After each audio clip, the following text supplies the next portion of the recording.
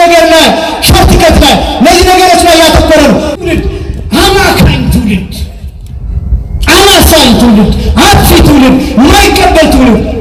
እንዲህ አይሁድን ሁልጊዜ እንወቅሳለን እንጂ በዚህ ዘመንም በጣም ብዙ መድኃኒቶቻችንን የቀበርን ትውልዶች ነው።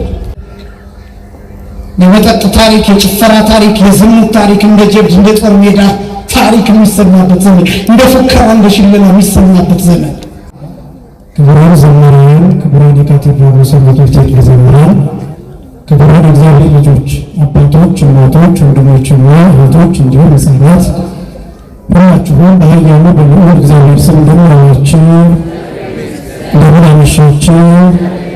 አምላካችን እግዚአብሔር በዚህ ዕለት በዚህ ሰዓት በዚህ ቅዱስ ስፍራ ተገኝተን ቅዱስና ሕያው ዘላለማዊ የሆነውን ቃሉን እየሰማን እንድንባረክ እንድንቆይ ስለረዳን ስሙ ለዘላለም የከበረ የተመሰገነ ይሁን።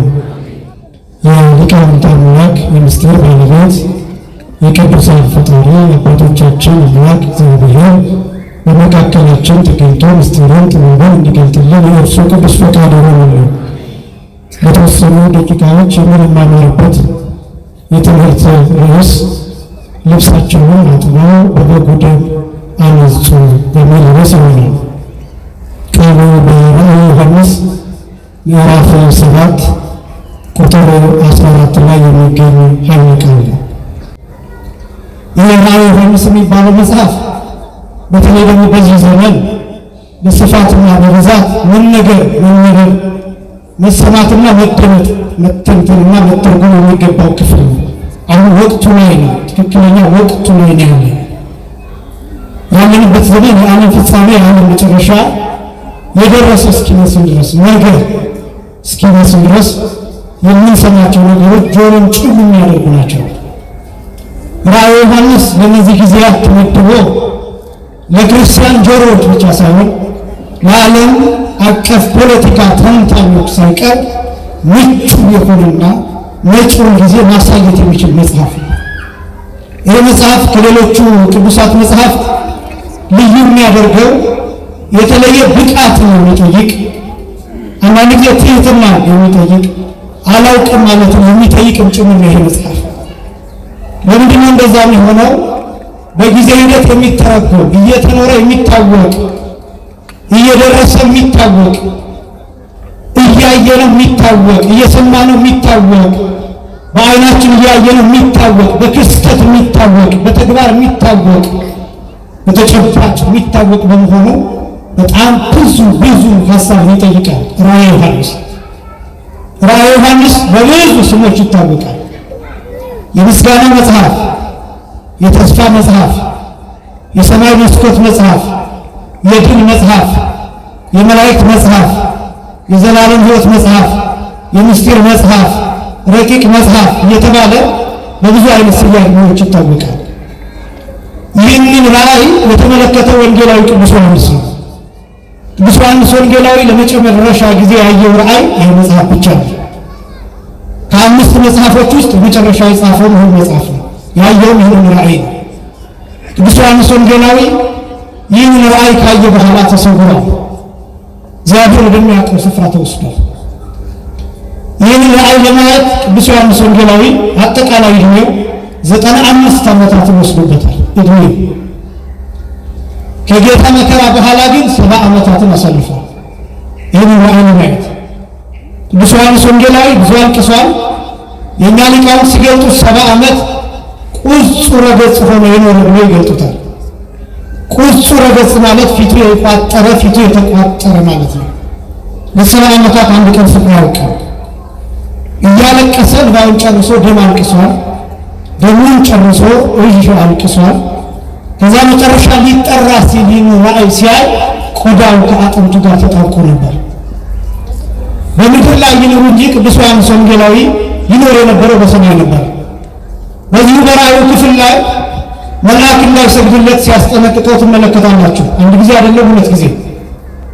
ይህ የሆነበት ምክንያት ስለ ሁለት ምክንያት ነው። አንደኛው ዮሐንስ ከመላእክት ደረጃ ደርሶ ስለነበረ በዚህ ምክንያት እንዳትሰግድልኝ ብሎ ከልክሎታል። ምክንያቱም ዮሐንስ በሥጋ ሆኖ ከመላእክት ጋር ግን ያን እኩል ነው። አንደኛ ሁለተኛ እንዳይሰግድለት ያስጠነቀቀው መልአኩ ያሳየው የነበረው የዘላለም ሕይወት ነው። ያ ዘላለም ሕይወት እኛ በምስጋና የምንኖርበት ከመላእክት ጋር የምናመሰግንበት ዙፋኑን የምንዞርበት ብርሃን የሚጎርፍበት የሚፈስበት ፍቅር የሚታደልበት ማስተዋል የሚጨምርበት ሐዘንና እንባ የሚቀርበት የሚታበስበት የፊት መጨማደድና መጎሳቆል የሌለበት በቁመትና በእውቀት በትምህርት ደረጃ የማንለያይበት ጾታ የማይለይበት ይሄ ቅዱስ ይሄ ጻድቅ ይሄ ሌላ ተብሎ የማይለይበት ሁሉም በየደረጃው የሚያመሰግንበት ስፍራ ነው። ያ ቦታ ያን ነበር ሲያስጎበኝ ነበር። ያ ስፍራ ላይ ሰዎች ለመላእክት አይሰግዱም። ሰዎች ከመላእክት ጋር ሆነው እግዚአብሔርን ያመሰግናሉ። ያ ስፍራ ያ ሕይወት ያ ዘመን ያ ጊዜ ያ የዘላለም ሕይወት ያ ብርሃን ያ የፍቅር ፏፏቴ ያ የልቡና ፏፏቴ ቋንቋ የማይለይበት ልሳን የሌለበት የነፍስ ቋንቋ ብቻ ያለበት ቅዱስ ቅዱስ ቅዱስ የሚለው ምስጋና እንደ ባህር የምናኝበት እንደ ውቅያኖስ የሚታይበት ያ ምስጋና የምናመሰግንበት ያ ጊዜ ላይ እገሌ ለነገሌ ይሰግዳል የሚባልበት ሕይወት አይደለም። ያ ሕይወት ያን ሕይወት እያስጎበኘው ስለሆነ እንዳትሰግድ ተጠንቀቅ ብሎ ያስጠነቀቀው ነው። ቅዱስ ዮሐንስ ያን ሕይወት አይቶ የተለየ ነው። ወንጌላዊ ቅዱስ ዮሐንስ የጌታን መከራ በልቡናው ስሎ በአይምሮ ስሎ 70 ዓመታት እያሰበ እያለቀሰ በጌታ ፍቅርና መከራ እየተሰቃየ ኖረ። ወንጌላዊ ቅዱስ ዮሐንስ ያ ራእይ የተገለጠው ለዮሐንስ ወንጌላዊ ብቻ ያልጻፋቸው ራእዮች በዚሁ በራእዩ የተቀመጠ እንዳትጽፈው አትመህ አስቀምጠው የተባሉ በዳንኤልን በቅዱስ ዮሐንስ ወንጌላዊ ታይተው ግን ታትመው ተዘግተው የተቀመጡ ራእዮች አሉ። የተጻፈ ግን በጣም ጥቂት ነው። ይህን የምናገረው መጽሐፍ ቅዱስን ስትገልጡ ትህትና እንዲኖራችሁ የቅዱሳንን መጽሐፍት ስታነባቸው ትህትና እንዲኖራችሁ ነው። ያልተገለጡ ብዙ አሉ፣ በልባቸው ያሉ ብዙ አሉ፣ በአእምሯቸው ያሉ ብዙ አሉ። ከዚያ ውስጥ እጅግ ከባድ የሚባለው የመጽሐፍ ክፍል ይሄ ክፍል ነው። ራእየ ዮሐንስ ራእየ ዮሐንስ በሶስት ክፍሎች የተከፈለ ነው። በዋናነት አንደኛው የመጀመሪያው ከምዕራፍ 1 ጀምሮ እስከ ምዕራፍ 4 ያለው ነው። ሁለተኛው ከምዕራፍ 5 ጀምሮ እስከ ምዕራፍ 19 ድረስ ያለው ነው። ሶስተኛው ክፍል ከምዕራፍ 20 ጀምሮ እስከ መጨረሻው ድረስ ያለው ክፍል ነው። ሶስት ዋና ክፍሎች ናቸው ያሉት፣ ዋና የሚባሉ ክፍሎች። በውስጡ በጣም ብዙ ንዑሳን ክፍሎች አሉ። እኔም ማሳያቸው አሁን በርዕስነት ያነሳሁት ከምዕራፍ 5 ጀምሮ እስከ ምዕራፍ 19 ድረስ ባሉት የሚቃኝ ነው። ከምዕራፍ 5 ጀምሮ እስከ ምዕራፍ 19 ድረስ ያለው የሚበዛው ምዕራፍ የሚመሰረተው በአንድ የታተመ መጽሐፍ ነው። በሰባት ቁልፍ የተዘጋ መጽሐፍ። በዚህ መጽሐፍ ነው መሰረት የሚያደርገው። የራእየ ዮሐንስ ሴንትራል ሜሴጅ የተቀመጠው እዚህ መጽሐፍ ላይ ነው። የራእየ ዮሐንስ ብቻ ሳይሆን የሐዲስ ኪዳን ዋና ማዕከላዊ ጭብጥ ሐሳብ የሚባለው በዚህ በታተመ በሰባት ቁልፍ ወይም ማህተም በተዘጋ መጽሐፍ ላይ የተመሰረተ አዲስ ኪዳን ማወቅ ከፈለጋችሁ ይሄ መጽሐፍ ስለ ሁሉም ነገር ይናገራል። ይሄ የታተመው መጽሐፍ ይሄ የታተመው መጽሐፍ ስለ ብሉይ ኪዳን ይናገራል። ይሄ የታተመው መጽሐፍ ስለ አዲስ ኪዳን አጠቃላይ ይናገራል። ይሄ የታተመው መጽሐፍ አሁን ስላለንበት ዘመን ይናገራል። ይሄ የታተመው መጽሐፍ እስከ ዓለም ፍጻሜ ድረስ ስለሚሆነው ነገር ይናገራል። በዚህ አጭር ደቂቃ ስብከት ይህን ሁሉ ታውቁታላችሁ ማለት አይደለም፣ ግን መስማት ግን አለባችሁ። ደጋግማችሁ መስማት ግን አለባችሁ። ይሄ የታተመ መጽሐፍ በሰባት ቁልፎች በሰባት ማህተሞች የተዘጋ መጽሐፍ ነው። ቅዱስ ዮሐንስ ራእየ ዮሐንስ ምዕራፍ 5 ላይ የሚጀምረው ራእዩን በሰማይ ሲመለከት አንድ ብርቱ መልአክ እየጮኸ ቅዱስ ዮሐንስን ይቀሰቅሰዋል። ቅዱስ ዮሐንስ ወንጌላዊን ያነቃዋል እና ምንድነው የሚለው? ያ ብርቱ መልአክ መጽሐፍ ያሳየዋል። ያ መጽሐፍ በውስጥም በውጭም የተጻፈበት መጽሐፍ ነው። በሰባት ማህተሞች በሰባት ቁልፎች የተዘጋ መጽሐፍ ነው። የብርቱ መልአክ ጩኸት እንዲህ የሚል ነው። ይህን መጽሐፍ የሚወስደው ሰው፣ ማህተሞቹን የሚፈታው ሰው፣ የሚያነበው ሰው፣ የሚተረጉመው የሚያብራራው ሰው ፈልግ የሚል ድምፅ ነው ቅዱስ ዮሐንስ ወንጌላዊ ከሰማይ የሰማው ከብርቱ መልአክ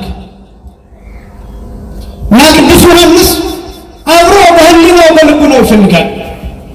ልክ በሕልማችሁ ውሃ ቢጠማችሁ ውሃ ፍለጋ እንደምትናፍቁት ሸለቆ ባገኛችሁ ቁጥር ውሃ ለመጠጣት እንደምትፈልጉት ፈሳሽ ነገር ባገኛችሁ ቁጥር ያ ጥማችሁን እንዲያረካላችሁ መጠጣት እንደምትፈልጉት ዮሐንስ ወንጌላዊ በዚያ ራእይ ውስጥ ሆኖ ይሰቃያል፣ ይፈልጋል። ወደ ሰማይ በልቡናው ይወጣል፣ ወደ ምድር በልቡናው ይወርዳል። በቀኝና በግራ ይመለከታል ዮሐንስ ወንጌላዊ። መጽሐፉን ግን የሚፈታ አልተገኘም። ተፈለገ ይላል ቅዱስ ዮሐንስ ወንጌላዊ ሲናገር። በሰማይ ተፈለገ፣ ከሰማይ በላይ በምድርም ተፈለገ፣ ከምድርም በታች ተፈለገ። ግን ይህንን የታተመውን መጽሐፍ የሚፈታ ሰው ታጣ። ያን ጊዜ ይላል ዮሐንስ ወንጌላዊ አለቀስኩ። አንዳንድ ነገሮች ስገባችሁ እንደዛ ትሆናላችሁ። ዮሐንስ ወንጌላዊ ይሄ መጽሐፍ ትልቅ ጉዳይ እንደሆነ ገብቶታል። ይሄ የታተመው መጽሐፍ፣ ይሄ በሰባት ቁልፍ የተዘጋው በሰባት ማኅተም የታተመው መጽሐፍ፣ በውስጥም በውጭም የታተመበት መጽሐፍ፣ የተጻፈበት መጽሐፍ፣ ይሄ መጽሐፍ ክቡር ነገር እንደሆነና ትልቅ ጉዳይ እንደያዘ ገብቶታል። ትልቁ ጥያቄ ግን ይሄን መጽሐፍ ማን ይወስደው? ከዚያ ማን ማኅተሙን ይፍታ? ከዚያ ማን ያንብበው? ከዚያ ማን ይተርጉመው? ማን ያብራራው? ይሄን ጥያቄ መመለስ የሚችል አካል ያስፈልጋል። ከሰማይ በላይ ተፈለገ፣ የለም። በሰማይ መካከል ተፈለገ፣ በመላእክት ከተማ የለም። በምድር መካከል በሰዎች መካከል ተፈለገ፣ የለም። ከምድር በታች ባሉ ካልዕ ፍጥረት ተብለው በሚጠሩ ፍጥረታት ተፈለገ፣ የለም። ስለዚህ አለቀስኩ ይላል ዮሐንስ ወንጌላዊ። ተመለሰ ወደ ኋላ። ዮሐንስ ወንጌላዊ በራእዩ ብሉይ ኪዳንን ኖረው፣ ያለ ጨለማ ዘመን ኖረው፣ ያለ ፍዳ ዘመን ኖረው። ለምን? ይሄ የታተመ መጽሐፍ አዳምንና ልጆቹን የልጅ ልጆቹን የሚገልጥ ነበር። ይሄ በሰባት ቁልፍ የተዘጋው መጽሐፍ በሰባት መከራ የተዘጋ መጽሐፍ ነበር። በሰባት እርግማ የተዘጋ መጽሐፍ ነበር ይሄ መጽሐፍ። አዳምና ልጆቹ የልጅ ልጆቹ በውስጥና በውጭ የተጻፈው ጽሑፍ የሥጋና የነፍስ መርገም ነበር። በውስጥ የተጻፈው የነፍስ መርገም ነበር፣ በውጭ የተጻፈው ደግሞ የሥጋ መርገም ነበር። ማን ይፍታ? ይሄን የተጻፈውን ማን ያብራራ? ይሄን መርገም፣ የሥጋ መርገም፣ የነፍስ መርገም፣ የሥጋ በደል፣ የነፍስ በደል፣ ዓለም የተሰበረበት በደል፣ ዓለም የተንከራተተበት በደል፣ የተበታተንበት በደል፣ ከእግዚአብሔር አባትነት የወጣንበት በደል፣ ልጅነት ያጣንበት በደል፣ ከገነት የተባረርንበት በደል፣ ወደ ምድረ ፍዳ የመጣንበት በደል፣ ወደ እሾህ የተጣልንበት፣ ወደ ጨለማ የገባንበት በደል፣ ሰላማችንን ያጣንበት፣ መከራ ውስጥ የሆንበት፣ ከእግዚአብሔር የኮለልንበት እርግማን፣ ያ እርግማን መጽሐፍ ውስጥ ነበር። መጽሐፉ የሰው ልጅ ነው። ውስጡና ውጩ ነፍስና ሥጋ ናቸው። ጽሑፉ መርገም ነው። ይሄን በሰባት እርግማን የተዘጋ መጽሐፍ ማን ይፍተው? ማን ይንበው? ማን ይውሰደው? ሙሴ አይችልም፣ ኢሳይያስ አይችልም፣ ሕዝቅኤልም አይችልም። መልከ ጼዴቅም ለዘመናት መስዋዕት አቅርበዋል፣ ግን ይሄን መጽሐፍ መውሰድ አይችልም። ለምን? ይሄ መጽሐፍ እንዲፈታ መታረድን ይጠይቃል፣ መስዋዕት መሆንን ይፈልጋል። ዮሐንስ ይሄ ገብቶታል። ይሄ 5500 ዘመን መከራ ቅዱስ ዮሐንስ መጥቶ አእምሮው ላይ አረፈ። ከዚያ አለቀሰ። ሁለቱም ይሄ መርገም የተሸከመውን ይህን መጽሐፍ ጉዳይ ማን ይፍታዋል? በጣም የሚደንቀኝ ይህን ክፍል በወንጌል በሉቃስ ወንጌል ምዕራፍ 4 ቁጥር 16 ጀምሮ ተጽፎ ታገኙታላችሁ። ይለናል። የተወሰነ እንደሚከብዳችሁ አውቃለሁ፣ መስማት ግን አለባችሁ። የሚከብዳችሁ ግን ሁላችሁም አይደላችሁ። ይህን እንደማውቃለሁ ከፍ ያላችሁ ሰዎች እንዳላችሁ እረዳለሁ። የሉቃስ ወንጌል ምዕራፍ 4 ቁጥር 16 ጀምሮ ጌታ በጉባኤ ቅዳሜ ቀን ያነበበው መጽሐፍ አለ። በናዝሬት ምኩራብ በናዝሬት መቅደስ ያነበበው መጽሐፍ አለ። ይህ መጽሐፍ በሰባት ማኅተም የተዘጋ መጽሐፍ ነው። ይህ መጽሐፍ ትንቢተ ኢሳይያስ ምዕራፍ 61 ከቁጥር 1 ጀምሮ ያለው ክፍል የያዘ መጽሐፍ ነው። ይህ መጽሐፍ ጌታ ብቻ እንዲያነበው የተጠበቀ መጽሐፍ ነው። መሲህ ብቻ እንዲያነበው የተጠበቀ መጽሐፍ እና ጌታችን እንዳስለመደ ይላል ወደ ምኩራቡ ሄደ ይላል። ወተንሥአ በከመ ያለምድ እንዳስለመደ ሊያነብ ተነሳ ይላል። ያን ጊዜ መጽሐፉን እንደተጠቀለለ ተላላኪው ለጌታ ሰጠው ይላል። ተረተረው መጽሐፉ ወረከበ ኀበዩ ወከሲቶ ወረከበ ኀበዩ መጽሐፉን በገለጠ ጊዜ እንዲህ የሚል አገኘ ይልና ሰባት ነገሮችን ይዘረዝራል። ስንት ነገሮችን? ሰባት ነገሮችን ይዘረዝራል። ሰባት ነገሮች በተለይ ግዕዙ ሰባቱንም ቁልጭ አድርጎ ያስቀምጣቸዋል። መንፈሰ እግዚአብሔር ዘላዕሌ ዘበእንቲአሁ ቀብአኒ እዚህን ወሙ ለነዳያን ፈነወኒ ብሎ የሚጀምር ነው። የኔ ባህሪ የባህሪ ሕይወት መንፈስ ቅዱስ ስለዚህ ጉዳይ ያዋሃደኝ ለድሆች የምስራችን እሰብክላቸው ዘንድ ላከኝ። ለታሰሩ መፈታትን ነግራቸው ዘንድ ላከኝ። የተቆሰሉትን የቆሰሉትን እጠግናቸው ዘንድ ላከኝ። ላዘኑት ሰዎች ደስታን እሰብክላቸው ዘንድ ላከኝ። ለተማረኩት ሰዎች ነፃ መውጣትን እሰብክላቸው ዘንድ ላከኝ። ዕውራን ለሆኑ ሰዎች ብርሃን እሰጣቸው ዘንድ ላከኝ የሚል ሰባት ነገሮችን ይዘረዝራል። እነዚህ ሰባቱ መከራዎች፣ ሰባቱ ስቃዮች፣ ሰባቱ ማህተሞች፣ ሰባቱ ቁልፎች ናቸው። መጽሐፉ በእነዚህ ሰባት ቁልፎች የተዘጋ ገርሞናቸው ጌታ ይህንን ክፍል ሲያነብ በጣም ተደነቁ ይላል። ወአንሱ አዕይንቲሆሙ እልሃለው ውስተ ምኵራብ ወነጸርዎ ይላል። በምኵራቡ ዙሪያ ያሉት ሰዎች ሁሉ ትኩር ብለው ጌታን ተመለከቱት ይላል። ደንግጠው ለምን? ይህን ክፍል ሊያነቡ የሚችለው መሲህ ብቻ ነው። መሲህ እንደሆነ ደግሞ ክርስቶስን አላወቁ። እነሱ የሚያምኑት በቱስባ የዮሴፍ የሥጋ ልጅ ነው ብሎ የሚያምኑት እናቱ ማርያም ናት። አዎ ልክ ነው፣ ግን ድሃ ናት። የድሃ ልጅ ደግሞ ንጉሥ መሲህ ሊሆን አይችልም ብሎ የሚያምኑት። ይህን መጽሐፍ በመካከላቸው አነበሩ። ይህ መጽሐፍ ተጠቅሎ ታስሮ የተቀመጠ መሲህን የሚጠብቅ ነፃ አውጪ የሚጠብቅ ንጉሥ የሚጠብቅ ሮማውያንን የሚያሳድድ ኢየሩሳሌምን ከጠላት እጅ ፈልቅቆ የሚያወጣ ንጉሥን የሚጠብቅ መጽሐፍ ነው። ያኔ ነው የሚያነበው ብለው ነው የሚጠብቁት እነሱ። ድሆች የተባልነው እኛ ነን። የታሰርን የተባለው እኛ ነን። ቅኝ የተገዛ ነው እኛ ነን። ዕውራን የተባልነው እኛ ነን። እኛን ደግሞ ነፃ የሚያወጣን ይሄ ጠራቢ ልጅ አይደለም ሌላ ነው ብለው ነው የሚጠብቁት። አንዳንድ ጊዜ እነዛ ይሆናል። ሚመና ማን ነፃ እንደሚያወጣቸው አታውቁ። ማትጠብቋቸው ሰዎች ይጠቅሟቸዋል። ያላከበራችኋቸው ሰዎች፣ የረገጣችኋቸው ሰዎች፣ የናቃችኋቸው ሰዎች፣ ከሕይወታችሁ ያስወጣችኋቸው ሰዎች፣ ረግጣችሁ የመጣችኋቸው ሰዎች ማን እንደሚጠብቃችሁ አታውቁ። ቡትቱ የለበሰው ሰው ሊሆን ይችላል በጸሎት የሚጠብቃችሁ። ከሊቃነ ጳጳሳቱ ይልቅ፣ ከእኛ ከአገልጋዮቹ ይልቅ፣ ከካህናቱ ይልቅ፣ ከቀሳውስቱ ይልቅ፣ ባሕታውያን ከምትሏቸው ይልቅ መንገድ ዳር የሚተኙት ላስቲክ ወጥረው የሚኖሩት እነሱ ሊሆኑ ይችላሉ። በጸሎት የሚጠብቋቸው ታቦት የሚጠብቁት እነሱ ሊሆኑ ይችላሉ። ቤተክርስቲያን የሚጠብቋት ትውልድ የሚጠብቁት እነሱ ሊሆኑ ይችላሉ። ሰው የተባለው ሁሉ አክብሩ። ማን ነፃ እንደሚያወጣቸው አታውቁም። ነፃ ያወጣቸው ያሳደዷት የማርያም ልጅ ኢየሱስ ክርስቶስ ነው። ክብርና ምስጋና ለአምላካችን ነው። ነፃ ያወጣቸው ራቁቱን መስቀል ላይ የሰቀሉት ጌታ ነው። ነፃ ያወጣቸው በሐሰተኛ ምስክር ዕቃኑን መስቀል ላይ የሰቀሉት ጌታ ነው።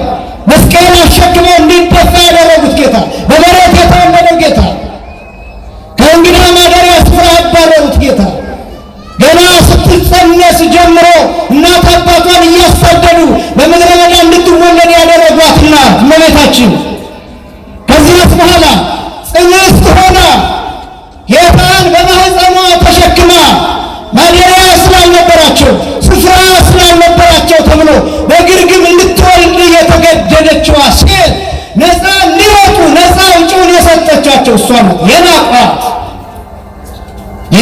በሀገራችን እንግዲህ ይከበራል። እንኳን የጸነሰች ሴት ስትመጣ ወንበር ለቆ ማስቀመጥ ይገባል። መንገድ ማቋረጥ አይገባም።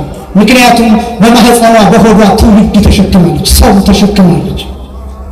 ማክበር ይገባል። አንዳንድ ማህበረሰብ ሲያረጅ እንኳን ማክበር ይቅርና ሴት ማህፀኗን ሰንጥቆ ጽንሱን ያወጣል። ማህበረሰብ ያረጃል። በነገራችን ላይ ማህበረሰብ ለውጥ አለ፣ ኢቮሉሽን አለ። ማህበረሰብ ያረጃል፣ ማህበረሰብ ያድጋል፣ ማህበረሰብ ይታደሳል፣ ማህበረሰብ ይለወጣል፣ ማህበረሰብ ዝቅ ይላል፣ ማህበረሰብ ከፍ ይላል። አሁን እኔና እናንተ ያለንበት ዘመን ወዴት እንደሆነ አላውቅም እንጂ የምንለወጠው ከአንድ ማህበረሰብ ወደ ሌላ አይነት ማህበረሰብ ሽፍት እያደረግን እንደሆነ ይሰማኛል። ወደ ሌላ አይነት፣ ወደ አውሬነት ይሁን ወደ መልአክነት ይሁን ስም አላውቅም፣ መገመት ይከብዳል። ግን በጣም በብዙ ክፉ ነገሮች ታጥረናል። አንዋደድም፣ እንካካዳለን፣ አንተማመንም፣ እንፈራራለን። ለመጋደል ጊዜ እንጠብቃለን፣ ለጦርነት ጊዜ እንጠብቃለን። አንዳንዱ ለማሳደድ ጊዜ ይጠብቃል። ሁሉም አድፍጦ ይጠብቃል። ያንዳንዱ ሰው አይምሮ ላይ ሞት አለ፣ ልቡ ውስጥ ጨለማ አለ፣ ልቡ ውስጥ ቂም አለ፣ ልቡ ውስጥ በቀል አለ፣ ልቡ ውስጥ ምቀኝነት አለ፣ ልቡ ውስጥ ቅናት አለ። ጊዜ ይጠብቃል ያለ መፈንዳት። እንደዚህ አይነት ማህበረሰብ ፈጥረናል። የአይሁዳውያን ማህበረሰብ ክርስቶስ በመጣበት ዘመን አንዱ የነበረው ችግር ምን እንደሆነ ታውቃላችሁ? ሰው መግፋት፣ የማያውቁትን ሰው መግፋት፣ ማሳደድ በጣም ከባድ ጠባይ ነበር። እመቤታችን ጸንሳለች፣ ጌታን በማኅፀኗ ተሸክማለች። ግን እሷ ቦታ አስቀድሞ ሊሰጣት የሚገባው እንደው የጌታ እናት መሆኑን ተውትና ለጸነች ሴት አልነበረምን? ስለጸነሰች ብቻ የጌታ እናት መሆኗን ስላላወቁ ነው እንበል። የአምላክ እናት መሆኗን ስላላወቁ ነው እንበል። አምላክ በማኅፀኗ እንዳለ ስላላወቁ ነው እንበል። ግን ምን ይሁን ይቺ ሴት ስለጸነሰች ብቻ ከማንም አስቀድሞ ቦታ ስፍራ አይገባትም ነበርን? አሳደዷት። ስለዚህ ግርግር ውስጥ ወለደች። በእንስሳት መካከል ወለደች፣ በበሬዎች መካከል ወለደች፣ በአህዮች መካከል ወለደች። ምክንያቱም አሳደዷት። ይህ ብቻ አይደለም፣ የሚገርመው ከወለደች በኋላስ ልጇን ይዛ በግብፅ አሸዋ እንድትንከራተት ተፈረደባት። ለምን? ማህበረሰቡ አሁን ለመቀበል ፈቃደኛ አይደለም።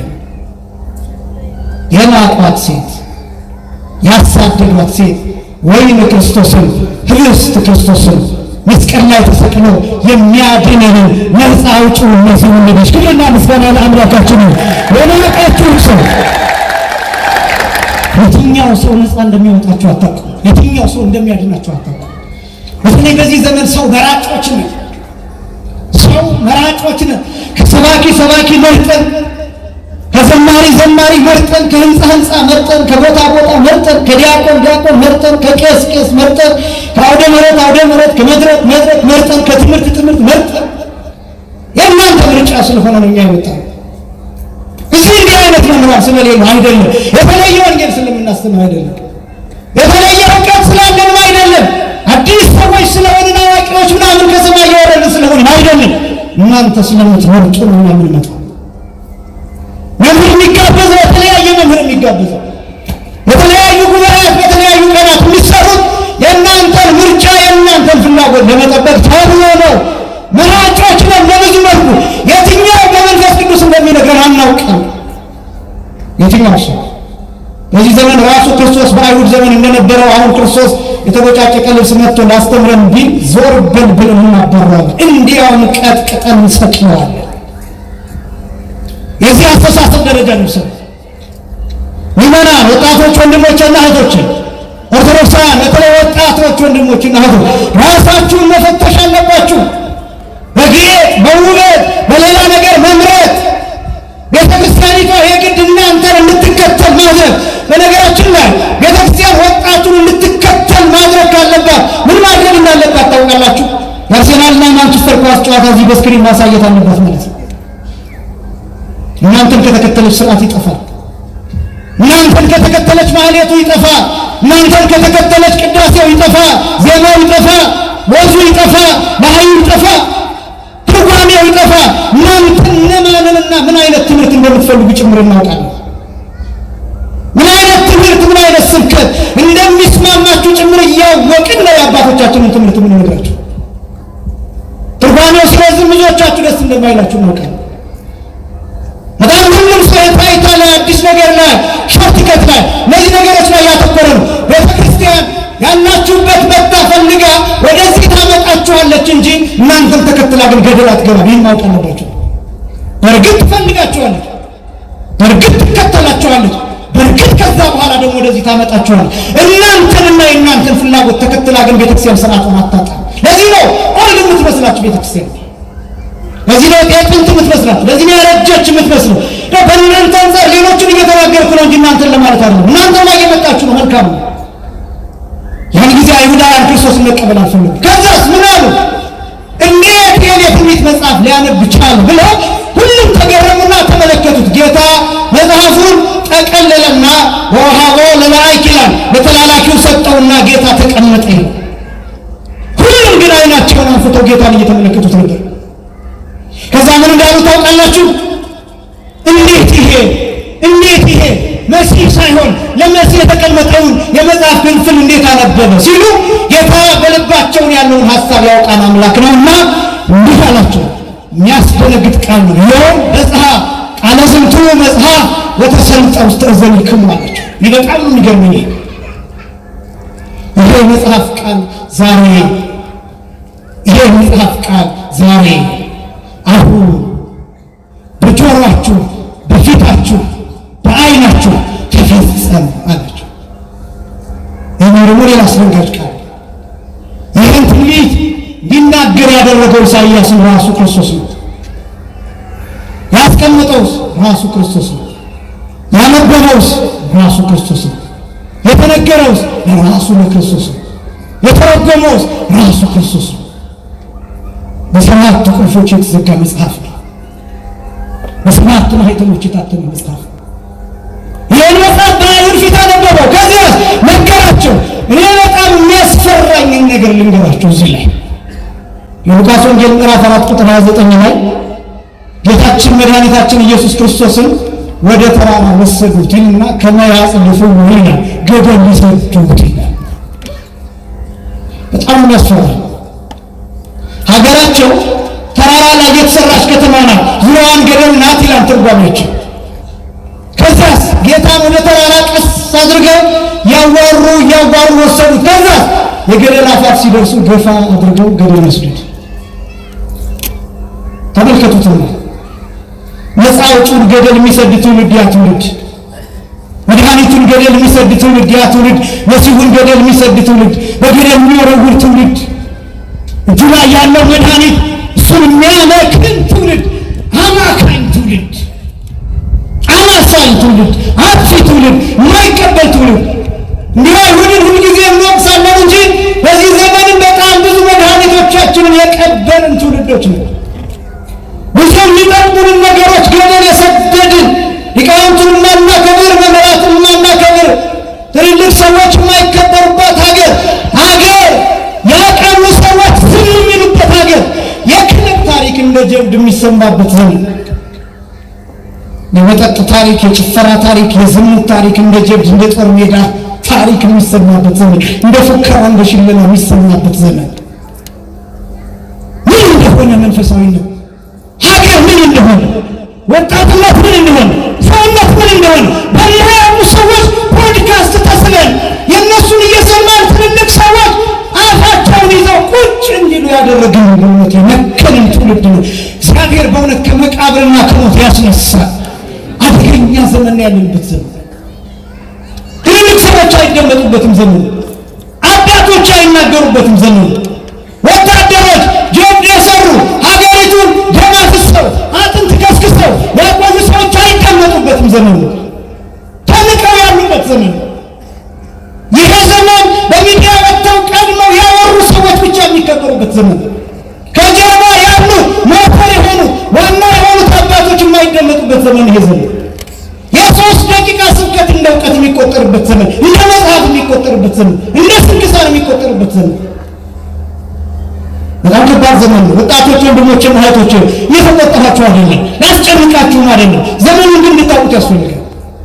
ብዙ ነገሮችን ገደል ሰደናል፣ ሰዎችን ገለናል። በሚሊዮን የሚቆጠሩት ሞተዋል በጦርነት። ገዳዮች ነን። ንስሐ ልንገባበት ያስፈልጋል። ልንጸጸትበት ያስፈልጋል። ልናለቅስበት ያስፈልጋል። ብዙ ሕፃናት እየለመኑ ነው ሜዳ ላይ ወጥተው። እናት አባቶቻቸውን የገደልንባቸው ሕፃናት፣ ታላላቅ ወንድሞቻቸውን በጦርነት የገደልንባቸው ሕፃናት አሁን በመኪና መስኮት እጃቸውን እያወዛወዙ ይለምኑናል። ሳንቲም ይጠይቁናል። የሚጠይቁት የተቸገሩት የራሳቸው እድል ሆኖባቸው እንዳይመስላችሁ፣ እኛ እድላቸውን ቀምተናቸው ነው። እኛ ለምኞታችን ያፈናቀልናቸው ያሳደድናቸው ናቸው። በአደባባይ የሰራነውን ኃጢአት በአደባባይ እንዲነገር እንኳን አንፈልግም፣ እንድንጸጸትበት አንፈልግም። ገደል የሰደድናቸው ብዙ ሰዎች አሉ። በብዙ የሚቆጠሩ 20-30 ሆነው በአንድ ጉድጓድ የተቀበሩ ነው። ሬሳቸውን አሞራና ጅብ በልቶት አጥንታቸው ብቻ የቀሩ አሉ ሜዳ ላይ። ሬሳቸው አስከሬናቸው ወደ ወንዝ ተጥሎ ነው ወንዝ ይወሰዳቸዋል። ለዚህ ንስሐ ካልገባንበት ከእግዚአብሔር ጋር መታረቅ እንዴት ይቻላል? እግዚአብሔርን ማታለል እንዴት ይቻላል? ቢያንስ እንኳን በውስጣችን የጸጸት ካልተሰማን ክርስቶስን ገደል ሊሰዱት ወሰዱት። ወኋላ ፈንተላይ ከለም በመካከላቸው አልፏቸው ሄደ። የመጀመሪያው መተላለፍ ይባላል። ያን በሰባት ቁልፍ የተዘጋውን መጽሐፍ ጌታ ከፈተው። ክብርና ምስጋና ለአምላካችን ነው። ይሄ መጽሐፍ ብዙ ጉዳዮችን የያዘ መጽሐፍ ነው። ታሪካችንን የያዘ መጽሐፍ ነው። አስደናቂ መጽሐፍ ነው። አስገራሚ መጽሐፍ ነው። ይሄ መጽሐፍ ከዛ ይሄን መጽሐፍ የሚፈታ ሰው ሲታጣ አለቀስኩኝ አለ ዮሐንስ። ከዚያስ የአብርቱ መልአክ ዮሐንስ ብሎ ጠራኝ። አታልቅስ አለኝ። ቀና ብዬ ተመለከትኩኛል። ቀና ብዬ ስመለከት እነሆ መጽሐፉን የሚወስደው ማኅተሙንም የሚፈታው ተገኝቷል። የይሁዳ አንበሳ የዳዊት ሥር የሆነው የታረደበት እርሱ ማኅተሙን ይፈታ ዘንድ መጽሐፉንም ይወስድ ዘንድ ይችላል ብሎ አሳየኝ። ደስ አለኝ አለ። ወዲያውም ቀና ብዬ ስመለከት እንደታረደ በግ ቆሞ አየሁት አለ። ምን እንዳለ በግ? እንደታረደ በግ። የታረደ በግ ሲቆም አይታችሁ ታውቃላችሁ? የታረደ በግ ማለት ታርዶ የነበረ ከዛ ሕያው ሆኖ የተነሳ ማለት አይደለም። ታርዶ ቆሟል። ይሄን እንደታረደ በግ ማለት ታርዶ ቆሟል። ቆዳው ተገፏል። ደሙ እየተንጠባጠበ አንገቱ ላይ ቢላ ያረፈበት ጉድጓድ ይታያል። ደሙ እያዘራ ነው። የታረደ በግ ግን ቆሟል። እንደታረደ በግ ቆሞ አየሁት ማለት የታረደ በግ የተባለው ጌታ ነው። መታረድ መስዋዕት ነው።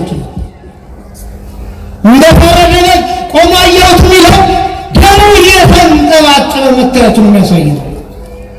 ምን ነው ዛሬ ደሙ ይንጠባጠባልን ቢባል አሁን መቼ ያፈሰሰው ደም? ያን ጊዜ ቀራንዮ መስቀል ላይ የት ይንጠባጠባል? እዚህ ቤተክርስቲያን ውስጥ ዕለት ዕለት የሚሰጠው ሥጋ፣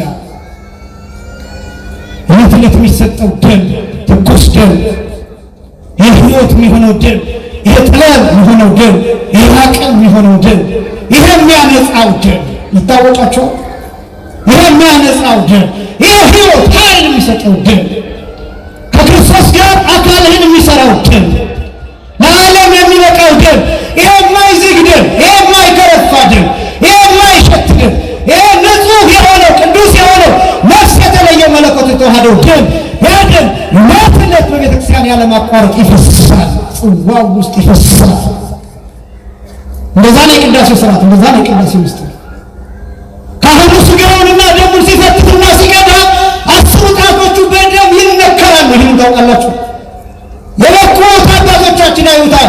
ልክ እንደ ነጭ በግ እግሩን ከፀሐዩና ከጽዋው ላይ ሲያደርግ ያዩታል የበቁ አባቶቻችን። ዕለት ዕለት ክርስቶስ ይሰዋል ማለት አይደለም። አንድ ጊዜ የተሰዋ መስዋዕት ዕለት ዕለት ግን በቤተክርስቲያን ትኩስ ሆኖ ሳይቀዘቅዝ ይሰጣል። ክብርና ምስጋና ለአምላካችን ይሁን። የሆነ እንደታረደ በግ የጌታ ፍቅር ሲገባችሁ እንደታረደ በግ ቆሞ ታዩታላችሁ። ይሄ ጌጥ አይደለም። ይሄ ህንፃ እንዲህ የምንሰራው በጌጥ አይደለም፣ በውበት አይደለም። በዚህ ህንፃ በኩል የታረደውን በግ ክርስቶስ እንድትመለከቱ ነው። እኛን እንድታዩ አይደለም።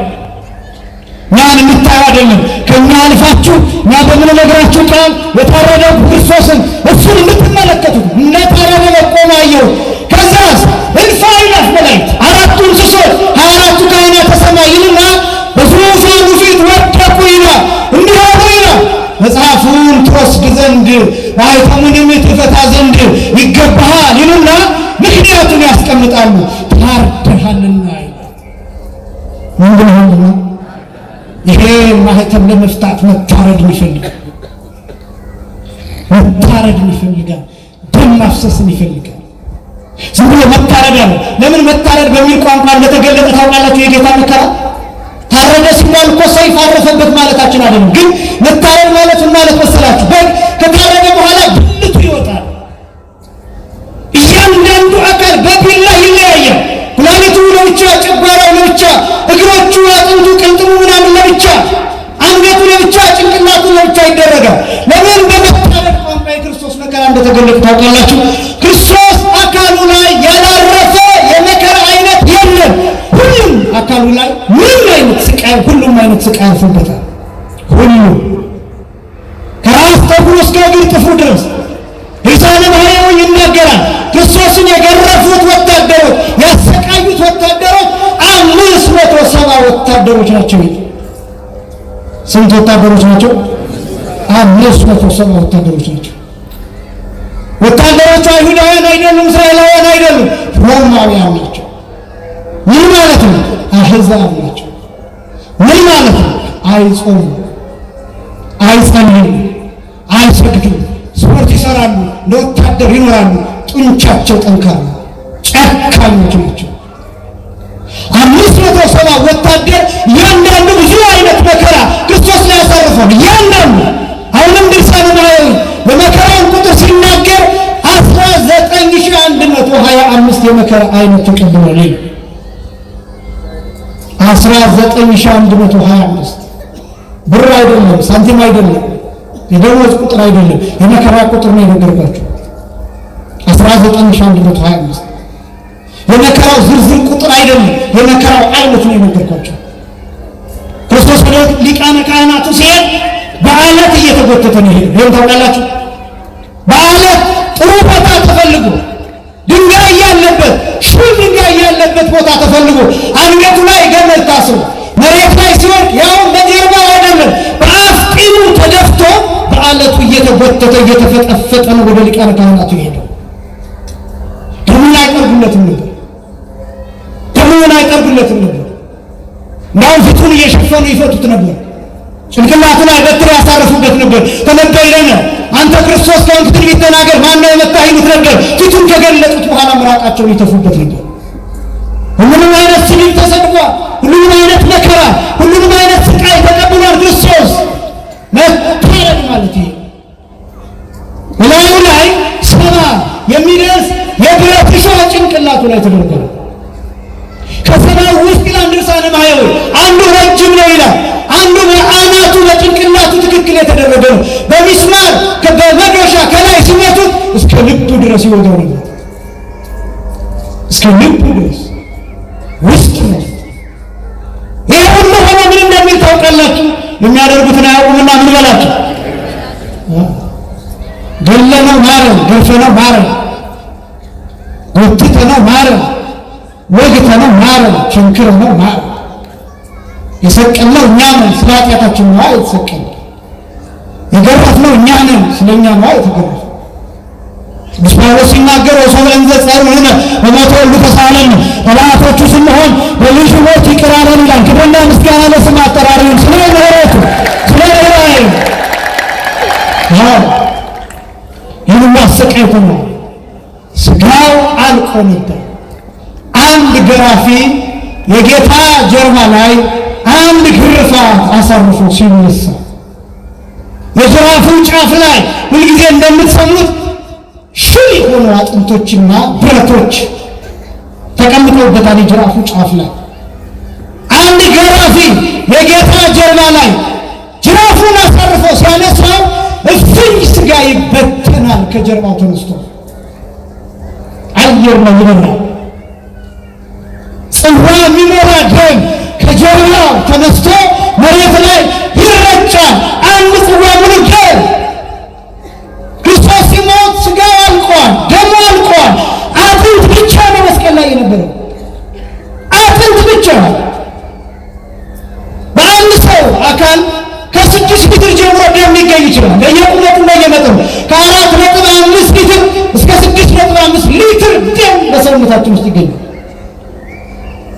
ክርስቶስን በመካከለኛ ቁመት ብንወስደው 6 ሊትር ደም እንደ ሰው ነፍስ ነው የሚተመተው። 6 ሊትር ደም ፈሶ እስኪያልቅ ድረስ ክርስቶስ ተገርፏ። መታረድ ማለት ይሄ። ስናርድ በጎቹ ምንድን ነው የምናደርገው? እናርዳቸውና ደማቸውን በገብ በምናምን እንቀበላለን። አላም መሬት ላይ ይፈስ ደማቸው ፈሶ እስኪያልቅ ድረስ ይተዋል። ከዛ በኋላ ቆዳቸው ይገፈፋል። ደሙ ፈሶ ካለቀ በኋላ ነው ስጋው የሚበተን ነው የሚለያየው። መታረድ ማለት ይሄ። መታረድ ቃል እኮ የለው፣ ቃል እኮ የለው፣ ቋንቋ እኮ የለው። አለማፈራችን ነው የሚገርመው። አለማፈራችን በመካከላችን የታረደ ክርስቶስ እያልን የታረደ በግ እያልን ራሱን ለሞት የከፈለ አምላክ እያለን ግን ኃጢአት እንሰራለን። ቢያንስ ኃጢአቶቻችን የውስጥና የውጭ ተብሎ ይከፈላሉ። ኢምፖርት የምናደርጋቸውና ኤክስፖርት የምናደርጋቸው ኃጢአቶች አሉ። በነገራችን ባህርያዊ ኃጢአትና ባህርያዊ ያልሆነ ኃጢአት አለ። ባዮሎጂካል የሆነ ኃጢአትና ባዮሎጂካል ያልሆነ ኃጢአት አለ። ባዮሎጂካል የሚባለው ኃጢአት ከሰውነታችን ከስነ ህይወታችን የሚመነጭ ኃጢአት። ለምሳሌ ረሃብ፣ ጾም ነው አሁን የምንለው። ምናልባት አንድ ሰው 3 ቀን ጾሙን ቢሰነብት ነገ ጠዋት ያገኘውን ነገር ሊበላ ይችላል። ለምን? የሰው የአራተኛ ቀን ነው። ቀጥሎ እኛም መብላቱ ነው ከሰነበት። ያ ከሚሆን ግን አንዳች ነገር ሊበላ ይችላል። ይህን ጾም የመሻር ስህተት ከየት ነው ያመጣው ቢባል ከባዮሎጂው ነው ያመጣው። ለምን? ውስጡ ኢነርጂ ይጠይቀዋል፣ ኃይል ይጠይቀዋል፣ ፍላጎት ይጠይቀዋል። ዝሙት ላበረታታለን ግን ባዮሎጂካል ሰው ከመሆናችን የሚመነጭ ኃጢአት ነው። እንዲህ ስለሆነ ኃጢአቱን መስራት አለብን ማለት አይደለም። ነገር ግን ለምሳሌ ቅናት፣ ምቀኝነት፣ መጠላላት እነዚህ ባዮሎጂካል አይደለም። ከውጭ አምጥተን ባዮሎጂካል አስመስለን የምናኖራቸው ኃጢአቶች ናቸው። ቅናት ሆርሞናል አይደለም። ዝሙት ሆርሞናል ነው። ረሃብ ሆርሞናል ነው። ከሰውነታችን ጋር የተገናኘ ይሄኛው ቅናት፣ ምቀኝነት፣ በቀል፣ ቂም የሚባለው ግን ከውጭ እናስገባውና ከሆርሞናችን ጋር አዋህደን የተፈጥሮ እናስመስለው። ይህን ኃጢአት እንኳን መተው እንዴት ያቅተን? መስቀል ላይ ለማረን ክርስቶስ ለታረደልን በግ መስቀል ላይ ራሱን ለሰጠን ጌታ እንዴት ለወንድሞቻችን ይቅርታ ማድረግ ያቅተናል? እንዴት ይቅርታ መጠየቅ ያቅተናል? እንዴት መራናት ያቅተናል? እንዴት መተዛዘን ያቅተናል? በዚህ ምክንያት ብዙ ወንድሞቻችን ራሳቸውን እያጠፉ ነው። ይቅር ማለት አለማለት ብቻ እንዳይመስላችሁ ሕይወታቸውን እየተከታተልን የምናስጨንቃቸው ሰዎች ቤት ሰግተው የሚኖሩ እኛን ማየት የሚፈሩ እኛን ማየት የሚያፍሩ ከእኛ የሚሸሹ የሚጨነቁ ሳይሆን የሚደነግጡ ሳይሆን ጨለማ ምንሆንባቸው ሰዎች አሉ። ለምን? በአሽሙርና በስላቅ መከራቸውን ፍዳቸውን የምናበላቸው ሰዎች። ብዙ ሰው ቤቱን ዘግቶ ራሱን ያጠፋል፣ በገመድ ሲጥ ያደርጋል፣ ራሱን ያንጠለጥላል፣ ከ10ኛ ከ12ኛ ፎቅ ራሱን ይወረውራል፣ ይፈጠፈጣል። ለምን እንደዚህ እንደሆነ ታውቃላችሁ? መፍትሄ መሆን አልቻለም። ሰዎች ገመናቸውን ሲነግሩን እሱን እንሸጠዋለን፣ ዩቲዩብ ላይ አውጥተን፣ ቲክቶክ ላይ አውጥተን፣ ፌስቡክ ላይ አውጥተን ወይ ለጓደኞቻችን ነግረን ሚስት የባሏን ገመና፣ ባል የሚስቱን ገመና፣ አባት የልጆቹን፣ ልጆች የእናት አባቶቻቸውን ገመና አደባባይ ላይ ያሰጡታል። ይሸጣል። ምንም ነገር በዚህ ዘመን ይሸጣል። ሰብዕና ይሸጣል፣ ክብር ይሸጣል፣ ማንነት ይሸጣል፣ ሞራል ይሸጣል፣ ብሔር ይሸጣል፣ ቋንቋ ይሸጣል፣ ሃይማኖት ይሸጣል። በቃ ምንም ገንዘብ ካወጣ ምንም ነገር ይሸጣል። የታረደ በግ አለን ወዳጆቼ፣ የተሰቃየልን አምላክ አለ ወዳጆቼ። ስለሱ ብለን ይቅር እንበል። ቅዱስ ጳውሎስ እንዲህ ይላል፣ ወሶበ ይዘፈሩነ በሞተ ወልዱ ተሳሃለነ፣ እኛ ጠላቶቹ ስንሆን በልጁ ሞት ይቅር አለን ይላል። ምን ማለት መሰላችሁ? ገለነው ይቅር አለን ማለት ነው። ከእናንተ መካከል አድርገውና አንዱ ልጃችሁን ቢገልባችሁ ሰውየውን አንጠልጥላችሁ ትሰቅሉታላችሁ። አይበቃውም። ሰቅላችሁ በእሳት ታቃጥሉታላችሁ። አይበቃውም። አካሉን እንደ አመድ እንደ ትቢያ አየር ላይ ትበትኑታላችሁ። በልጃችሁ ሞት ማንንም ይቅር አትሉም። እግዚአብሔር በክርስቶስ ሞት በልጁ ሞት ነው ይቅር ያለው። የታረደበት ማለት ይሄ። እነዚህ 5ቱ ማህተሞች መፈታት ጀመሩ። 7ቱ ማህተሞች። እነዚህ 7ቱ ማህተሞች ሲፈቱ የተከሰቱ ነገሮች አሉ። እኔ አንዱን ብቻ ነው የማሳያችሁ፣ ግን አንድ ነገር ብቻ ልንገራችሁ። በጣም ብዙ ትርጉሞች አሉት። በጣም ብዙ ትርጉሞች። አንዱን ብቻ ላስታውሳችሁና እኔ የማሳያችሁ 6ኛው ማህተም የተፈታው ላይ ነው ርዕሴ። የመጀመሪያው ማህተም ምን እንደሚያሳይ ታውቃላችሁ? ዓርብንና ሐሙስን ሁለቱን ቀኖች የሚገልጡ ናቸው ማህተሞቹ። የመጀመሪያው ትርጉም ብዙ ትርጉሞች አሉት እንዳልኳችሁ፣ ግን የመጀመሪያው ትርጉም ዓርብንም ሐሙስን ወይም የሐሙስን ሌሊትና የዓርብን ቀን ሰዓታት የሚያሳዩ ናቸው 7ቱ ማህተሞች። የመጀመሪያው የሐሙስ ምሽት 3 ሰዓት፣ ሁለተኛ 6 ሰዓት፣ ሶስተኛው የሐሙስ ሌሊት 9 ሰዓት፣ አራተኛው የዓርብ ጠዋት፣ አምስተኛው የዓርብ ቀን 3 ሰዓት፣ ስድስተኛው የዓርብ ቀን 6 ሰዓት፣ ሰባተኛው የዓርብ ቀን 9 ሰዓት። እነዚህ ሰዓታት ናቸው ሰባቱ ማህተሞች። ሰባቱ ማህተሞች ሲፈቱ እያንዳንዳቸው የተከሰተ ነገር አለ፣ የተከናወነ ነገር አለ። መዓት ነገር። የፈረሶችን አይነት ትመለከታላችሁ። ሐመር ፈረስ፣ አምባላይ ፈረስ ሚል ትመለከታላችሁ። ለምሳሌ ስድስተኛውን ፈረስ ብቻ ላሳያችሁ፣ ስድስተኛውን ማህተም ብቻ ላሳያችሁና ወደ ርዕሴ ልምጣ። ስድስተኛው ማህተም ማለት የዓርብ ቀን 6 ሰዓት ክርስቶስ የተሰቀለበት ሰዓት ነው። ስድስተኛው ማህተም የተፈታው ስድስተኛው ማህተም ሲፈታ ይላል ራዕየ ዮሐንስ ምዕራፍ 6 ቁጥር 12 ላይ ፀሐይ እንደ ማቅ ጠጉር ጥቁር ሆነ። ምን ሆነ? ጥቁር ሆነ። ጨረቃም ይላል እንደ ደም ሆነ ይላል። ከዋክብት ይላል ነፋስ ሲመታው ፍሬውን እንደሚጥል በለስ መሬት ላይ ወደቀ። ስድስተኛው ማህተም ሲፈታ ይህ ስድስተኛው ማህተም የተፈታበት ሰዓት ማለት ክርስቶስ ስድስተኛው ማህተም ለመፍታት መስቀል ላይ ያረፈበት ሰዓት። የሉቃስ ወንጌል ምዕራፍ 23 ቁጥር 44 ላይ የተገለጠው ወቀትሮ ጊዜ 6 ሰዓት ሞተ ፀሐይ። ቀትር ሲሆን 6 ሰዓት ላይ ይላል። ስንት ሰዓት ላይ? 6 ሰዓት ላይ ፀሐይ ሞተ። ፀሐይ ሞተ። ወጸልመ ኩሉ ዓለም ይላል። ዓለም በሙሉ ጨለማ ሆነ። ለምን? ስድስተኛው ማህተም የሚፈታበት ሰዓት። የትኛው ማህተም? የበለስ ፍሬ የተበላበት ማህተም። ገነቱ ውስጥ የበለሱ ፍሬ የተበላበት ማህተም፣ ሞት የመጣበት ማህተም፣ የዘላለም እርግማን የመጣበት ማህተም፣ የሰው ልጅ ከጸጋ ከብርሃን ተራቅቶ ራቁቱን ከገነት እንዲወጣ የተደረገበት ማህተም፣ ክርስቶስ ርቃኑን ከእንጨቱ ጋር የተጣበቀበት ስድስተኛው ማህተም የሚፈታበት ሰዓት። ስድስተኛው ማህተም። ሰባተኛው ማህተም ሲፈታ ይላል ምዕራፍ 8 ላይ ብታዩ እስከ ግማሽ ሰዓት ድረስ ዓለም ላይ ጸጥታ ሆነ። ያ ሰዓት ክርስቶስ የሞተበት ሰዓት ነው። ዝም ያለበት ፍጥረት ጸጥ ያለበት ሰዓት፣ ዓለም እንደገና ሁለተኛ የተሰራበት ሰዓት፣ እኛ እንደገና የተፈጠርንበት ሰዓት፣ አስደናቂ ሰዓት። ያ ሰዓት ክርስቶስ የሞተበት ሰዓት። ስድስተኛው ማህተም ሲፈታ ይሄ ብቻ አይደለም የተከናወነው። በሰማይ ይላል መልአኩ ዮሐንስ ብሎ ጠራኝና ዘንባባ የያዙ ነጭ የለበሱ ብዙ አእላፍ ቅዱሳንን አሳየኝ። እነዚህ እነማን ናቸው ብሎ ጠየቀኝ። ነገር እያጠቃለልኩ ነው። እነዚህ እነማን ናቸው ብሎ ጠየቀኝ። ጌታዬ አንተ ታውቃለህ እንጂ እኔ ምን አውቃለሁ አልኩት ይላል ዮሐንስ። እነዚህ ከታላቁ መከራ የመጡ ናቸው። ልብሳቸውን አጥበው በበጉ ደም አነጹ አለ። ከታላቁ መከራ የመጡ ናቸው። መጀመሪያ ከየት የመጡ ናቸው? ከታላቁ መከራ የተባለው የመጀመሪያው የጌታ መከራ ነው። የጌታ ሞት ነው ታላቁ መከራ የተባለው። ከሞት ነው ህይወት የተገኘ። ከድካም ኃይል ይገኛል። ከሞት ትንሣኤ ይገኛል። ከመቃብር ትንሣኤ ይገኛል። ከድካም ኃይል ይገኛል። ከጨለማ ብርሃን ይገኛል።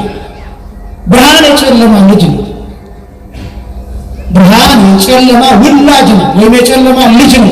እነዚህ የምታዩዋቸው አምፖሎች የሚደምቁት ጨለማ ስለሆነ ብቻ ነው። በብርሃን አይደምቁ። ፀሐይ ሲወጣ እነዚህ ምንም ናቸው። ብርሃን የሚታየው ከጨለማ ነው። የብርሃን ትርጉም ራሱ የሚገባችሁ ከጨለማ ከመጣችሁ ነው። ጨለማ ካያችሁ ነው የብርሃን ትርጉም የሚገባችሁ። ከደካማ ነገር ኃይል ይወጣል። ከሞት ሕይወት ተገኝቷል። ክርስቶስ በደከመበት ሰዓት መስቀል ላይ ይቺ ኃያል የሆነችው ቤተክርስቲያን ተገኘች። ክብርና ምስጋና ለአምላካችን። ከታላቁ መከራ ቅዱሳን ኃያላን የሚባሉት ከጌታ ድካም የተገኙ ናቸው። ከጉድጓድ ነው የተወለድነው። ከቁስል ነው የተወለድነው። እኛ የቁስል ልጆች ነን። እስኪ በሉ የቁስል ልጆች ነን።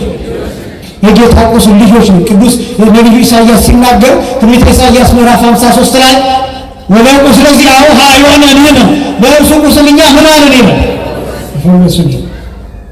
ግዕዙ ግን በእርሱ ቁስል እኛ ሕይወት አገኘን ይላል። ምን አገኘን? ከቁስሉ ነው የተወለደ። ልክ የለንጊኖስ ጦር የጌታ ጎን ውስጥ ሰምጦ ሲገባ ጉድጓድ ሲሆን ጦሩን ሲነቅለው ደምና ውሃ ሲወጣ ዓለም ከጌታ ጎን እንደገና ተወለደች። ክብርና ምስጋና ለአምላካችን። ያን ጊዜ ጌታ በሥጋ ሞቶ ነበር። ምን ብሎ ነበር? ከሞቱ ተወለደ። ቅዱስ ኤፍሬም እንዲህ ብሎ ተናገረ በዓርብ ውዳሴ ማርያም ስለዚህ አነ ሞተ ነሣ ወእንቲአሁ ሕይወተ ወሀበነ። የእኛን ሞት ወስዶ የእርሱን ሕይወት ለእኛ ሰጠን፣ ከጉድጓዱ ተወለድን። ይህ ነው ታላቁ መከራ የሚባለው። ለቅዱስ ጊዮርጊስ የተገኙት ከዚህ መከራ ነው። ሰማዕታት የተገኙት ከዚህ መከራ ነው። በሰማያዊቷ ኅብረት ነጭ ለብሰው ዘንባባ ይዘው የሚያመሰግኑት የተወለዱት ከዚህ መከራ ነው።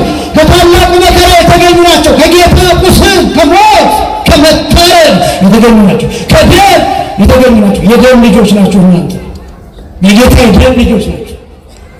የደም ቀለበት፣ የደም ኪዳን ያላችሁ። ወንጌል የደም ውጤት ነው። በደም የተጻፈ ነው፣ በቀለም አይደለም። የደምና ቀለም አይደለም የተጻፈው። ወንጌል በክርስቶስ ደም የተጻፈ ነው። ቤታችሁ ያለውን መጽሐፍ ቅዱስ አንብቡት። ቃሉ በክርስቶስ ደም የረቀቀ የጸደቀ የተጻፈ ነው። አንተ በደም የተገኘ የተዋጀ ውለታው ይግባችሁ፣ ክብራችሁ ይግባችሁ፣ ማንነታችሁ ይግባችሁ። በደም የመጣችሁ እንደሆናችሁ ተረዱ፣ ወቁ። የደም ልጆች ናቸው። ስለ ኃጢአት ይቅርታ የፈሰሰ አዲስ ኪዳን ደም የተሰጣችሁ ናችሁ። የደም ልጆች ነው። ከታላቁ መከራ ከዚያስ ልብሳቸውን አጥበው በበጉ ደም ያነጹ ናቸው። ልብሳቸው መጀመሪያ የታጠበ ማንነታቸው የታጠበ ልብስ የተባለው ልጅነት የታጠበ ማለት የተዘጋጁ ናቸው፣ የተረዱ ናቸው፣ ያመኑ ናቸው። ከዚያስ በበጉ ደም ልብሳቸውን አጥበው ምን ያደረጉ ሰዎች ናቸው? የቆረቡ ሰዎች ናቸው። የጌታን ሥጋና ደም የተቀበሉ ባጭሩ በጣም ብዙ ትርጉሞች አሉ። ልብሳቸውን አጥበው በበጉ ደም ያነጹ የሚባሉት የቆረቡ ሥጋውን ደሙን የተቀበሉ ሰዎች ናቸው። ማንነታቸው በጌታ ደም ንጹሕ የሆነ ሰውነታቸው ለክርስቶስ እንደሚገባ የሆነ ለጌታ እንደሚገባ የሆነ ለቤተ ክርስቲያኒቱ ክብር የሚመጥን ከመላእክት ጋር የተቀላቀሉ የሰማዩን ልብስ የለበሱ ዘላለማዊነትን የተጎናጸፉ ክርስቶስን በሥጋቸው ውስጥ ያደረጉ ዙፋን የሆኑ መቅደስ ሕያው መቅደስ እነዚህ ሰዎች ናቸው ልብሳቸውን በበጉ ደም ያጠቡ። የተከበራችሁ ክርስቲያኖች ወንድሞቼና እህቶቼ ልብሳችሁን በበጉ ደም ነጭ አድርጉት። ብዙ የቆሸሹብን ነገሮች አሉ።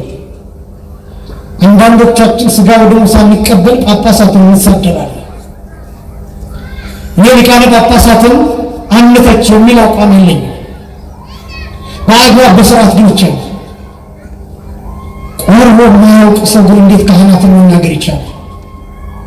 ሥጋ ወደሙን ያልተቀበለ ሰው፣ ከምስጢራት ያልተሳተፈ ሰው፣ ቤተ ክርስቲያን እስከ ውስጥ እስከ መቅደስ ማያውቃት ሰው ግን እንዴት አድርጎ ክህነትን መሳደብ ይቻላል? ማቃለም እንዴት ይቻላል? በብዙ ነገሮች በዘረኝነት፣ በቋንቋ፣ በብሔር፣ በበላይነትና በበታችነት ስሜት የቆሸሹ ልብሶች አሉ። እነሱን እንጠባቸው። ማንነታችን ወደ ጌታ እናቅርበው። ሥጋውን ደሙን ኃይል የሆነው ሕይወት የሆነው ጥበብ የሆነው የቤዛነት ኃይል የተጨመረበትን ሥጋውን ደሙን እንቀበል። መጸበል እየተሰለፍን ለሥጋው ደሙ ማንሰለፍ ነው። ሕፃናትን እያቆረብን እኛ ትተን እየሮጥን እንሄድ። በፒጃማ መተን ሕፃናትን ብቻ አቁርበን ወንጌል ሳንሰማ እየሮጥን ወደ ቤታችን ምንሄድ ምን ነው? ሌሎች ሲቆርቡ አይተን እነሱን ብቻ አድንቀን እኛ ከዚህ ምስል የተለየን ምን ነው? ተምረን መበተን፣ ወንጌል ሰምተን መበተን፣ ተሰብስበን መበተን፣ በተግባር ማናው በስራ ማናሳይ። እነዚህ ከሆኑ የወንጌል ጥቅሙ ምንድን ነው? የጉባኤ ጥቅሙ ምንድን ነው? የክርስትና ጥቅሙ ኦርቶዶክሳዊነት ጥቅሙ ምንድን ነው? የመንቃት ጥቅሙስ ምንድን ነው? የማመን ብልጫው ጥቅሙ ምንድን ነው? ክርስቲያኑ መቁረብ ካልቻለ፣ ራሳችንን ለክርስቶስ መስጠት ካልቻለ፣ ልብሳችን ካልታጠበ፣ ካልተዘጋጀ የሰማዕትነት ጥቅሙ ምንድን ነው? ሰይፍ ቢመጣ፣ እሳት ቢመጣ፣ ሲለት ቢመጣ፣ ሞት ቢመጣ፣ መገደል መሰደድ ቢመጣ ሥጋውን ደሙን ካልተቀበልን እኛ ማንን ከየትኛው ነገድ ከየትኛው መንጋ ነው የምንቆጠረው? እኛ በእግሩ ታርዶ ደሙንና ሥጋውን ካልበላን የበጉ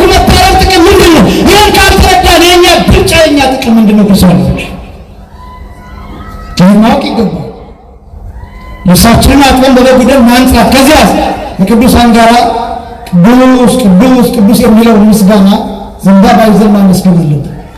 ልብሳቸውን አጥበው እነሱ በበጉ ደም አነጹ። ምናከብራቸው ለዚህ ነው። ቅዱሳን ምንወዳቸው ለዚህ ነው። እኛም ከዚህ ህብረት መቀላቀል እንችላለን። እርሱ ደግሞ በሰራነው ኃጢአት ንስሐ ገብተን ሥጋውን ደግሞ ተቀብለን ቆርበን ማጠቃለያውን አድርገን ከቅዱሳን ጋር በሰማይ በህብረት መኖር እንችላለን። አምላካችን እግዚአብሔር ከቅዱሳን ህብረት ሁላችንን ይጨምረን። ልብሳችንን አጥበን በበጉ ደም እንድናነጻ እርሱ አምላካችን ክርስቶስ ይርዳን። ያስተማረን አባቶቻችን